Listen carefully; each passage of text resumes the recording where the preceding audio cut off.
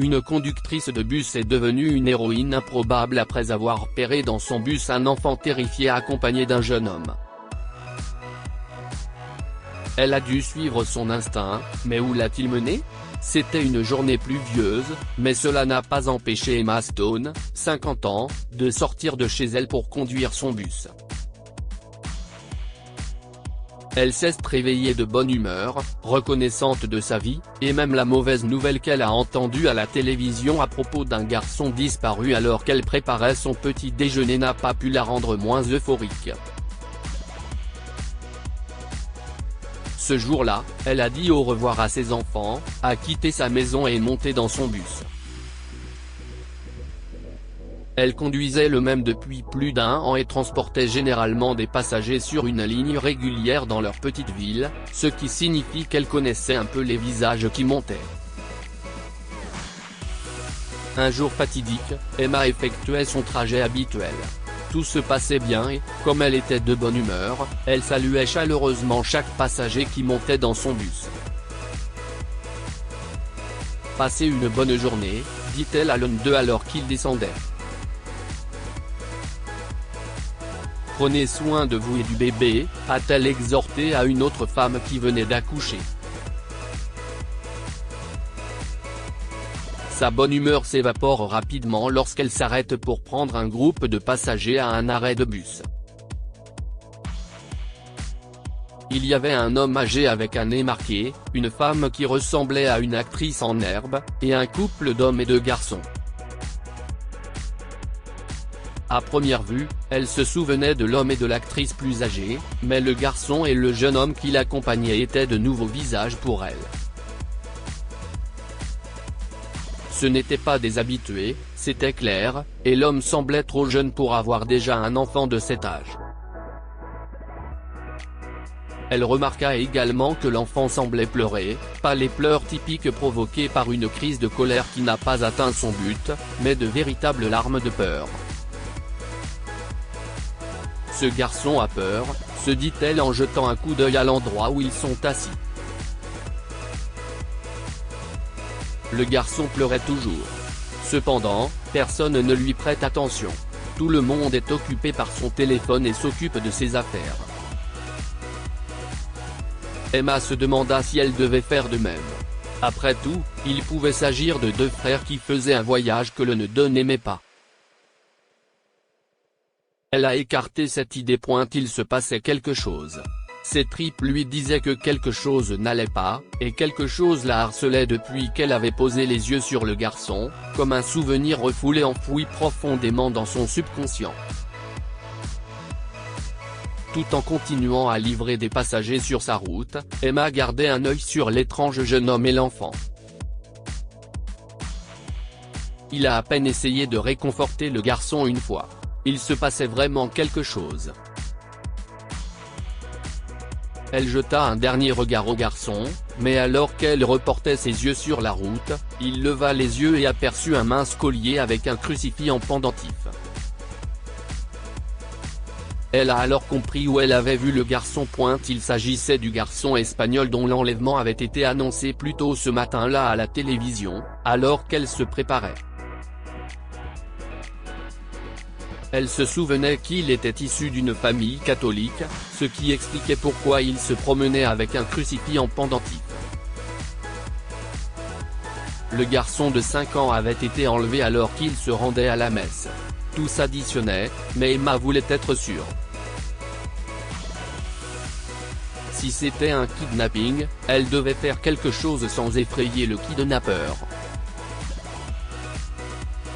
Ses pensées dérivent vers les enfants qu'elle a laissés à la maison.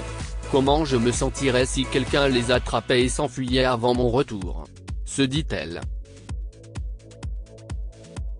Terrible, voilà comment. Cette pensée lui a donné la force mentale d'élaborer un plan sans révéler le fait qu'elle savait. D'abord, elle devait s'assurer que le garçon était bien celui des informations.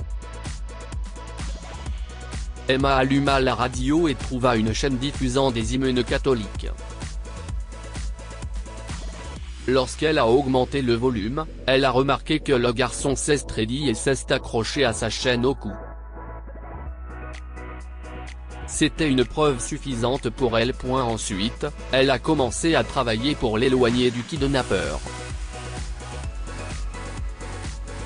Elle atteignait bientôt le dernier arrêt de bus de son circuit, ce qui signifiait que le garçon allait bientôt se perdre à nouveau. L'arrêt de bus se trouvait juste à la périphérie de la ville, ce qui signifiait que le kidnappeur avait l'intention de quitter la ville avec l'enfant.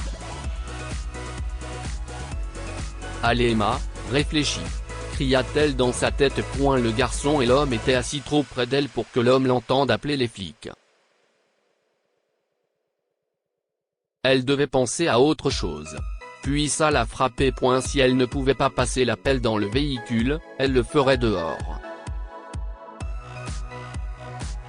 À une intersection du dernier arrêt de bus, Emma a intelligemment coupé le moteur du bus. Avant que quiconque ne se demande ce qui se passe, elle a annoncé qu'il y avait un problème avec le moteur et qu'elle devait le vérifier. Elle est rapidement descendue du bus et est passée par l'arrière pour inspecter le moteur. Dehors, elle n'a pas perdu de temps avant d'appeler le 911. 911, quelle est votre urgence ? Entendit-elle demander par l'intervenant. Je souhaite signaler le repérage d'un jeune garçon catholique qui a été enlevé il y a un jour. Elle a donné au central les détails de son bus et de son itinéraire, après quoi ils l'ont averti de continuer à agir naturellement jusqu'à ce qu'elle atteigne l'arrêt de bus où les flics l'attendaient. Emma retourna à la voiture avec un sourire et annonça qu'elle avait réussi à réparer ce qui n'allait pas avec le bus. Elle passe la vitesse supérieure et se dirige lentement vers son dernier arrêt, en espérant que la police l'attendait. Elle l'était. Des agents habillés en civil ont rejoint le bus à l'arrêt suivant, et le garçon a été sauvé. Le kidnappeur ne l'a pas vu venir. Le garçon, qui s'appelait Christian, a retrouvé ses parents, qui ont personnellement remercié Emma pour sa bravoure. Oh, ce n'est rien, a dit Emma. J'ai juste fait ce que n'importe quelle mère aurait fait. Si vous sentez quelque chose dans vos tripes, vous devez le faire. Quoi avons-nous appris de cette histoire ? De mauvaises choses arrivent, surtout quand les bonnes personnes ne font rien. Emma essayait simplement de profiter de sa journée tout en faisant son travail. Elle aurait pu éviter de s'impliquer avec l'enfant qui pleurait, mais heureusement, elle a décidé d'agir, et à la fin, c'est ce qui a sauvé l'enfant. Aie conscience. Les gens dans le bus auraient pu faciliter le travail d'Emma s'ils avaient également remarqué l'enfant pétrifié, mais ils s'étaient tous davantage concentrés sur leur téléphone et leurs appareils, s'occupant de leurs affaires. Ils sont restés parfaitement inconscients de ce qui se passait, ce qui est une chose terrible. Emma était consciente et cela l'a aidée à sauver une vie. Une mère abandonnait sa fille pour de l'argent alors que certaines perdent leurs enfants dans un kidnapping, d'autres par contre vendent les siens. Ce fut le cas de cette mère qui a préféré abandonner sa fille pour poursuivre son rêve de devenir une actrice célèbre. Ce récit s'inspire de l'histoire de notre lecteur mais a été rédigé par un écrivain professionnel. Tous les noms ont été modifiés pour protéger les identités et garantir la confidentialité. Partagez votre histoire avec nous, elle changera peut-être la vie de quelqu'un. Si vous souhaitez partager votre histoire, veuillez l'envoyer à info@amomama.